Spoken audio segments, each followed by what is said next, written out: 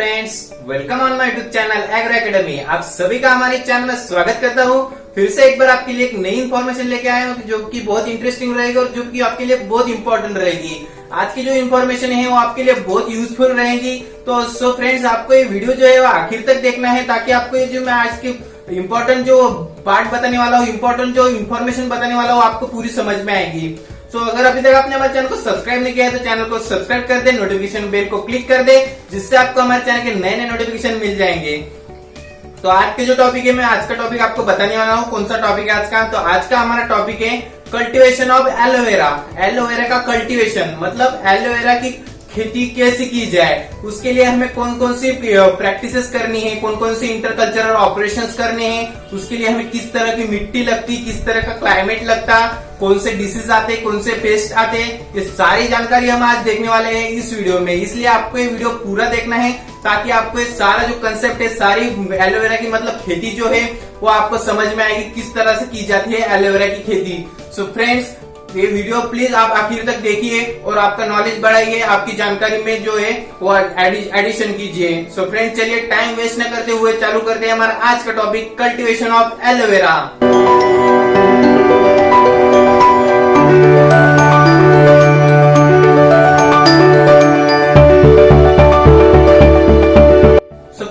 Aloe vera आपको पता ही है, एलोवेरा बहुत ही गुणकारी प्लांट है। इसमें जो है बहुत मेडिसिनल प्लांट है, इससे बहुत सारे मेडिसिन तैयार होते हैं, बहुत सारी जो है बीमारियां इससे दूर होती। बहुत ही इंपॉर्टेंट क्रॉप है ये जो प्लांट है, इसको डिमांड बहुत है, स्कोप बहुत है। और इंडिया का जो क्लाइमेट है, इंडिया का जो एटमॉस्फेयर है, वो कल्टीवेशन ऑफ एलोवेरा मतलब एलोवेरा की कल्टीवेशन के लिए बहुत ही ज्यादा सुटेबल है, बहुत ज्यादा सुटेबल है। अदर कंट्रीज में देखा जाए तो एलोवेरा को इंडिया से ज्यादा डिमांड है, क्योंकि वो एलोवेरा का इम्पोर्टेंस समझते हैं। उनको एलोवेरा का जो इम्पोर्टेंट है वो पता है कि इम्पोर्टेंट कितना है एलोवेरा का, कौन कौन कितना इम्पोर्टेंट मेडिसिनल प्लांट है, ये वो जानते हैं। क्योंकि इसीलिए उनको ज्यादातर इसका इम्पोर्टेंट है, ज्यादा उनको इसकी अहमियत है, महत्व है। लेकिन इंडिया में क्या है कि इंडिया में बहुत सारे लोगों को एलोवेरा का जो है इम्पोर्टेंट पता ही नहीं है कि कितना महत्वपूर्ण जो है वो महत्वपूर्ण नहीं है अपना प्लांट है। इसलिए इंडिया में इसको ज्यादातर जो है स्कोप नहीं है। इसलिए फ्रेंड्स, आपको ये जो है इसकी जानकारी समझ लेनी है कि एलोवेरा कितना गुणकारी प्लांट है, कितना अच्छा प्लांट है, कितना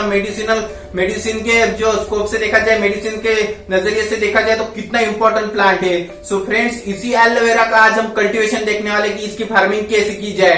सो फ्रेंड्स, चलिए शुरू करते हैं आज के हमारे कल्टीवेशन ऑफ एलोवेरा। सो हम आज पहले पार्ट में देखेंगे सॉइल कैसी लगती, सॉइल एलोवेरा को कौन सी सॉइल सुटेबल है, कौन से सॉइल में अच्छा एलोवेरा ग्रो होता, उसके लिए कौन सी सॉइल सुटेबल है, पीएच कैसा लगता है। तो चलिए देखते हैं आज का सॉइल कैसी लगती है एलोवेरा के लिए। तो सॉइल जनरली देखा जाए तो ये एलोवेरा जो है ये एरिड रीजन में पाया जाता है, एरिड सेमी एरिड रीजन में पाया जाता है। तो इसके लिए soil loam to sandy loam soil जो है वो बहुत अच्छी रहती है। Loamy to sandy loamy soil जो है वो बहुत अच्छी रहती है एलोवेरा के कल्टीवेशन के लिए। और मेनली करके ब्लैक कॉटन सॉइल बहुत ही अच्छी रहती अपने कल्टीवेशन ऑफ एलोवेरा के लिए, ब्लैक कॉटन सॉइल। और ये जनरली देखा जाए एलोवेरा तो कौन सी भी सॉइल में आप इसका कल्टीवेशन ले सकते हैं। ऐसा नहीं कि सिर्फ मैंने ये जो मेनली बताया loam to sandy loam and black cotton soil, ये ज्यादातर सुटेबल रहती, लेकिन आप इसका कल्टीवेशन कौन सी भी सॉइल में ले सकते हैं। क्योंकि एलोवेरा ऐसा प्लांट है जिसको ज्यादातर वाटर की जो है वाटर की रिक्वायरमेंट नहीं रहती, कम वाटर में भी ये बढ़ सकता है। इसलिए कौन से भी सॉइल में आप ग्रो करें तो ये ग्रो हो जाएगा, इसका कल्टीवेशन डन हो जाएगा। सो फ्रेंड्स, ये जो मैंने सॉइल बताई, loam to sandy loam and black cotton soil, ये ज्यादातर सुटेबल रहती है। और पीएच कितना चाहिए, सॉइल का पीएच जनरली जो चाहिए हमें 8.5 का जो पीएच है सॉइल का, ये सुटेबल रहता कल्टीवेशन ऑफ एलोवेरा के लिए। कौन सा? 8.5 का जो पीएच है वो सुटेबल रहता कल्टीवेशन ऑफ एलोवेरा के लिए। तो फ्रेंड्स, ये होगा हमारा फर्स्ट पॉइंट, सॉइल कैसी चाहिए, आपको समझ में आया होगा कि कैसी सॉइल लगती। देन हम नेक्स्ट पॉइंट पर आते हैं, हमारे क्लाइमेट कैसा रहता। तो फ्रेंड्स, इंडिया का जो क्लाइमेट है जनरली तीन में डिवाइड किया हुआ है इंडिया का climate. Temperate, arid, semi arid, इस 3 पार्ट में किया हुआ है। लेकिन ये जो हमारा एलोवेरा है, ये aloe vera arid and semi arid इस कंडीशन में बहुत ही अच्छा ग्रो होता है, इसका बहुत ही अच्छा कल्टीवेशन हम ले सकते हैं। एक्सेप्ट आप टेम्परेट रीजन में इसका ज्यादातर मतलब कल्टीवेशन नहीं ले सकते, इसको नहीं ग्रो कर सकते आप टेम्परेट रीजन में। ये ज्यादातर करके arid and semi arid region में ही आपको दिखेगा। सेमी इन दो रीजन में ही आपको ज्यादातर इसकी खेती कर सकते हैं आप और अच्छा रिजल्ट पा सकते हैं। कौन से? Semi and semi arid. और इसको जो है ज्यादातर वाटर की गरज नहीं होती, इसलिए इसको वाटर नेसेसरी नहीं होता, इसलिए कम रेनफॉल में भी ग्रो कर सकते हैं। आपको वाटर की रिक्वायरमेंट इसको ज्यादा नहीं रहती, इसलिए आप इसका टेंशन नहीं ले सकते। इरिगेशन का आपका जो टेंशन होता है कि कैसे इरिगेट किया जाए, क्या किया जाए, उसका टेंशन आपका खत्म हो जाएगा, क्योंकि इसकी खेती को आपको वाटर की ज्यादा गरज नहीं है। सो फ्रेंड्स, ये होगा क्लाइमेट का पॉइंट। क्लाइमेट में और टेम्परेचर देखा जाए तो एवरेज टेम्परेचर जो चाहिए हमें वो चाहिए 25 to 30 डिग्री सेल्सियस का, मतलब 25 से 30 डिग्री सेल्सियस का जो है आपका मिनिमम मतलब एवरेज जो है टेम्परेचर चाहिए एलोवेरा के कल्टीवेशन के लिए। सो फ्रेंड्स, ये होगा क्लाइमेट का पॉइंट। क्लाइमेट कैसा रहता, क्या रहता। देन हम नेक्स्ट इसमें देखने वाले लैंड प्रिपरेशन, कि एलोवेरा ग्रो करने के लिए, एलोवेरा की फार्मिंग करने के लिए, एलोवेरा की खेती करने के लिए हमें हमारी लैंड की जो जमीन है वो कैसे तैयार करनी है, उसे कैसे रेडी करना है। सो फ्रेंड्स, आप ये देखिए, आपको मैं समझाता हूँ कैसे उसकी लैंड प्रिपेयर करनी है। तो लैंड प्रिपेयर करने के लिए हमें क्या करना है, एलोवेरा का जो रूट्स होते हैं वो ज्यादातर डीप नहीं जाते, वो ज्यादातर करके 5 से 10 सेंटीमीटर तक जाएंगे, 10 से 15 सेंटीमीटर तक जाएंगे, उसके नीचे वो नहीं जाते। तो फ्रेंड्स, इसका क्या 10 ज्यादातर करके 25 सेंटीमीटर, लेकिन उसके नीचे नहीं जाएंगे। तो आपको क्या करना है, ज्यादा डीप सॉइल को नहीं खोदना है। तो आपको क्या करना है, ज्यादा पोरस नहीं बनाना है। तो सॉइल कहाँ पोरस बनाना है, और आपको क्या करना है 1 to 2 प्लगिंग कर देनी है। 1 या 2 मतलब 1 या 2 आपको प्लगिंग कर देनी है लैंड में। सॉइल को पोरस बनाना है, वेल ड्रेन बनाना है, उसको फर्टाइल करना है सॉइल को। एंड देन आपको आपका जो एलोवेरा का जो शक्कर है वो शक्कर आपको उसमें सो करनी है, शक्कर लगा देनी है। सो फ्रेंड्स, आपको समझ आया होगा लैंड प्रिपेयर कैसे करनी है। आपको 1 या 2 प्लगिंग करनी है, देन आपको सॉइल को पोरस बनाना है, एंड देन सॉइल को जो फर्टाइल बनाना है उसमें कंपोस्ट वगैरह डाल के फर्टाइल कर देना है। देन आपको उसको वेल ड्रेन करके जो हमारे सकर्स रहते हैं एलोवेरा के, वो सकर्स आपको उसमें सो कर देने हैं, ग्रो कर देने हैं, लगा देने हैं। सो ये रहा हमारा लैंड प्रिपरेशन का पॉइंट कि कैसे लैंड प्रिपेयर की जाती है। देन हम देखेंगे प्लांटिंग टाइम, कि कौन सा ऐसा टाइम है कि उस टाइम में हम उसकी प्लांटिंग कर सकते हैं। तो मैं वो टाइमिंग आपको बताने वाला हूँ। तो प्लांटिंग टाइम जनरली देखा जाए तो एलोवेरा का प्लांटिंग टाइम है जुलाई टू अगस्त। इस महीने में जो है, इस महीने के अंदर आप जो इसका कल्टीवेशन मतलब प्लांटिंग करेंगे, इसको सो करेंगे, तो बहुत अच्छा रिजल्ट पाएंगे। आपका जो एलोवेरा है वो एलोवेरा बहुत अच्छी तरीके से ग्रो होगा, क्योंकि जुलाई टू अगस्त से रेनी सीजन में आता है, और रेनी सीजन में आया हुआ हम जो भी शक्कर लगाएंगे वो शक्कर आपका मतलब ग्रो हो जाएगा, वो अच्छी तरीके से बढ़ने लगेगा, उसको वाटर मिल जाएगा, वाटर देने की आपको आवश्यकता नहीं होगी। सो फ्रेंड्स, जो प्लांटिंग टाइम है आपका वो है जुलाई टू अगस्त। ये हो गया प्लांटिंग टाइम। देन हम देखेंगे प्लांटिंग मटेरियल। प्लांटिंग मटेरियल क्या है, प्लांटिंग मटेरियल है शक्कर। हम शक्कर का यूज करके इसको प्लांटिंग कर सकते हैं। सो आपको शक्कर कैसा चाहिए, 4 to 5 मंथ ओल्ड शक्कर चाहिए, एंड देन उसको लीफ चाहिए, 2 से 3 लीफ आए हुए चाहिए। शक्कर 4 से 5 महीने का ओल्ड चाहिए, और उसको 2 और 3 लीफ होने को होना। तो आपका जो है वो शक्कर बहुत अच्छा रहेगा सोइंग करने के लिए, प्लांटिंग करने के लिए। हेल्दी शक्कर आपको चूज करने हैं। इन्फेक्टेड, अफेक्टेड, डिसीज, जिसमें डिसीज आए हो, कोई रोग हो, ऐसे आपको शक्कर चूज नहीं करने, हेल्दी शक्कर चूज करने हैं। सो आपका प्लांटिंग मटेरियल कौन सा होगा, sucker is the planting material of aloe vera. Then हमारा नेक्स्ट पॉइंट कौन सा है, नेक्स्ट पॉइंट हमारा है स्पेसिंग, कि आपको स्पेसिंग कितने रखनी है। तो स्पेसिंग जनरल देखा जाए तो हम जब लैंड प्रिपेयर करते हैं तो हमारा जो एलोवेरा हमें प्लांटिंग करनी है वो ज्यादातर करके 15 सेंटीमीटर आपको नीचे जमीन में उसे काट देना है। 15 सेंटीमीटर उसके जो नीचे का भाग है वो आपको लगा देना है जमीन के अंदर, 15 सेंटीमीटर का। एंड देन स्पेसिंग कितनी रखनी है आपको, स्पेसिंग प्लांट टू प्लांट रखनी है आपको। जो आपको प्लांट टू प्लांट स्पेसिंग रखनी है वो प्लांट टू प्लांट स्पेसिंग आपको रखनी है 60 बाय 60 सेंटीमीटर, मतलब 60 बाय 60 सेंटीमीटर की आपको स्पेसिंग रखनी है। इस प्लांट से लेकर इस प्लांट तक की जो स्पेसिंग रहती है, जो डिस्टेंस रहता है, वो डिस्टेंस आपको रखना है 60 बाय 60 सेंटीमीटर का।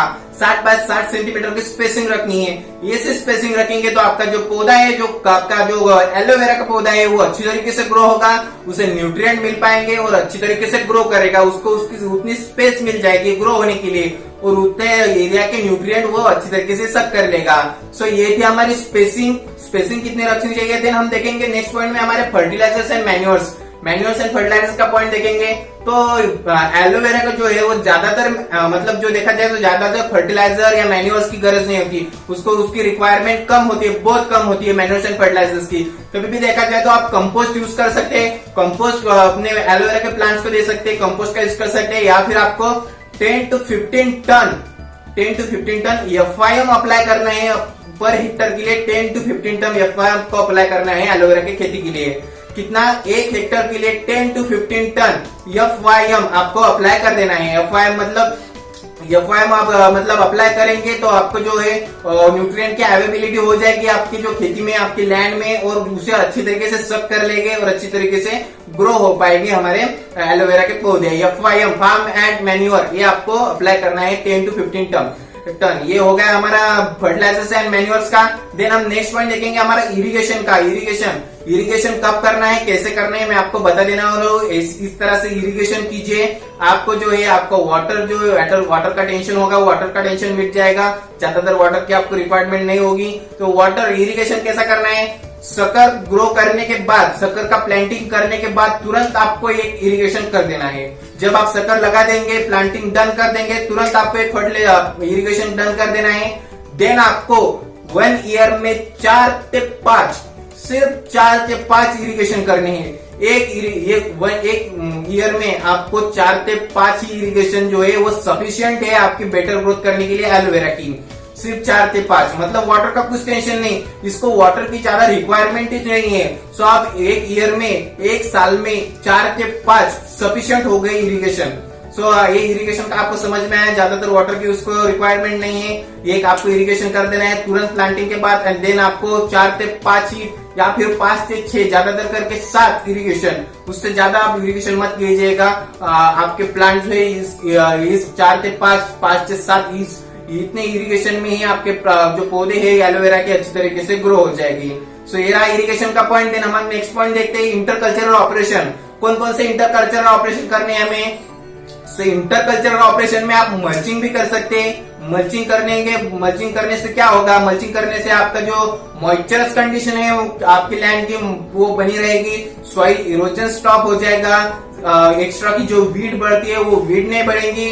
इस तरह के ये फायदे रहेंगे आपको मल्चिंग के। और मल्चिंग क्या आपको अभी तक पता नहीं है तो मैंने एक वीडियो डाला है, उसकी लिंक मैंने डिस्क्रिप्शन बॉक्स में डाल दी है, तो वो लिंक ओपन कीजिए और मल्चिंग मतलब क्या जान लीजिए।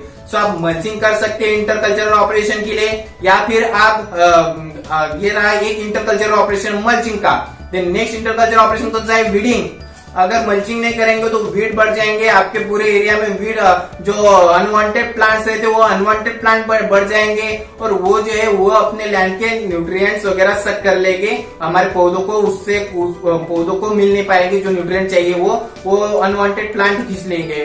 तो उसका आपको वीडिंग कर देना है। वीडिंग करेंगे तो आपका जो एलोवेरा का प्लांट है वो अच्छी तरीके से ग्रो होगा, उसे न्यूट्रिएंट मिल पाएंगे। सो ये अनवांटेड प्लांट जो रहते हैं, अनवांटेड प्लांट आपको डिस्ट्रॉय कर देने हैं, इसको खत्म कर देना है, यानी कि वीडिंग करनी है। ये इंटरकल्चर ऑपरेशन में हमने देखे 2 पॉइंट मल्चिंग एंड वीडिंग के। देन हम नेक्स्ट पॉइंट पर बढ़ते हैं। हमारा नेक्स्ट पॉइंट कौन सा है? नेक्स्ट पॉइंट हमारे इंसेक्ट एंड पेस्ट। तो फ्रेंड्स इस पौधे की जो खासियत है, इसमें ज्यादा करके इंसेक्ट, पेस्ट या डिसीज जो है वो अटैक नहीं करते हैं। इस प्लांट पर ये हेल्दी रहता, इसके ऊपर कौन सा डिसीज, ज्यादातर डिसीज नहीं आते, पेस्ट नहीं आते, इंसेक्ट नहीं आते। सो इस पॉइंट में हम देखने वाले हैं 2-3 आते हैं और वो पेस्ट में आपको वो जो है डिसीज पेस्ट में आपको बता देने वाला हूँ। इस पर ज्यादातर कौन से आते हैं पेस्ट वगैरह, डिसीज वगैरह? मिलीबग आता है। इसका देखा जाए तो सम केसेस में मिलीबग आता है, एंथ्रेक्नोज, एंड देन जो है लिप स्पॉट डिसीज आपको दिखाई पड़ेगा कुछ केसेस में, या फिर एंथ्रेक्नोज दिखाई पड़ेगा, या फिर आपको जो है पेस्ट दिखाई पड़ेगा मिलीबग। ये 3 आ सकते हैं कुछ केसेस में, ज्यादातर करके नहीं चाहते, लेकिन कुछ केसेस में आपको ये दिख सकते हैं। कौन सा? Mealybug, anthracnose and lip spot. So friends ये रहा इंसेक्ट, पेस्ट एंड डिसीज का पॉइंट। देन हम देखने वाले हमारा लास्ट पॉइंट जो है हार्वेस्टिंग एंड ईल्ड। तो हार्वेस्टिंग तो फ्रेंड मैं आपको बताने वाला हूँ। हार्वेस्टिंग आपकी कमर्शियल हार्वेस्टिंग जो है वो 2nd ईयर से चालू हो जाएगी। 2nd ईयर से 5th ईयर तक आपको कमर्शियल हार्वेस्टिंग मिल पाएंगी। कमर्शियल हार्वेस्टिंग आप कर पाएंगे 2nd ईयर से लेकर 5th ईयर तक। इसमें आपका एलोवेरा का प्लांट बहुत ही अच्छा बढ़ता है। इन 3-4 ईयर में 2nd से लेकर 5th ईयर तक आप उसका कमर्शियल कल्टीवेशन ले सकते हैं। तो इसका जो है आपको सेकंड ईयर से जो है इसका हार्वेस्टिंग आपको करना है, कमर्शियल हार्वेस्टिंग करना है। एंड इसमें जो है वो 3 से 4 जो है वो पिकिंग 3 से 4 पिकिंग जो है वो पर हेक्टर आपको लेनी है। 3 से 4 लीव्स की पिकिंग आपको करनी है। 3 से 4 उसके लीव्स जो रहते हैं उसको कट कर देना है, आपको पूरा उसको निकालना नहीं है। उसके जो ये रहते लीव्स रहते हैं उसको आपको कट करके निकाल देना है। एंड देन आपको उसका यील्ड कितना मिलेगा, लास्ट वन हमारा यील्ड कितना मिलेगा, तो आपको यील्ड मिलेगा 15 to 20 ton per hectare. 15 to 20 ton per hectare आपको जो है यील्ड मिलेगा एलोवेरा का। एक हेक्टर में आपको 15 to 20 टन का आपको यील्ड मिल जाएगा एलोवेरा का। सो फ्रेंड्स, ये था हमारा last point harvesting and yield का। ये सारे पॉइंट्स आपने देखे, इससे आपको समझ आया होगा कि कितने कम इन्वेस्टमेंट में आप कितना ज्यादा प्रॉफिट पा सकते हैं। कुछ इन्वेस्टमेंट नहीं लगती आपको, सिंपली लैंड प्रिपेयर करनी है, इसके ऊपर ना डिसीज आती, ना इसको वाटर की रिक्वायरमेंट है, ना ज्यादातर फर्टिलाइजर्स मैन्योर्स की जो है रिक्वायरमेंट है। सिर्फ आपको क्या करना है, इसके शक्कर लानी है, उसी प्लांटिंग कर देनी है। ये अपने आप बढ़ जाएंगे, इसको थोड़ा बहुत आप ध्यान देंगे, ये अपने आप बढ़ जाएंगे और आपको बहुत ही अच्छा मार्केटिंग प्राइस देंगे, बहुत ही अच्छा प्रॉफिट देंगे। सो फ्रेंड्स, आपने देखा ही होगा कम खर्च में आप कितना अच्छा प्रॉफिट पा सकते हैं एलोवेरा की खेती से। सो ये थे सब एलोवेरा के पॉइंट्स, किस तरीके से खेती की जाए एलोवेरा की, किस तरीके से फार्मिंग की जाए, कल्टीवेशन किया जाए एलोवेरा का। सो आई होप आपको समझ आया होगा। सो फ्रेंड्स, अगर इन्फॉर्मेशन मैंने जो बताई कल्टीवेशन की आपके लिए इंपॉर्टेंट रही हो तो हमारे कमेंट बॉक्स में कमेंट कर दीजिए और हमारे चैनल को जो है सब्सक्राइब कर दीजिए, नोटिफिकेशन बेल को क्लिक कर दीजिए, जिससे आपको हमारे चैनल के नए नोटिफिकेशन मिलते जाएंगे।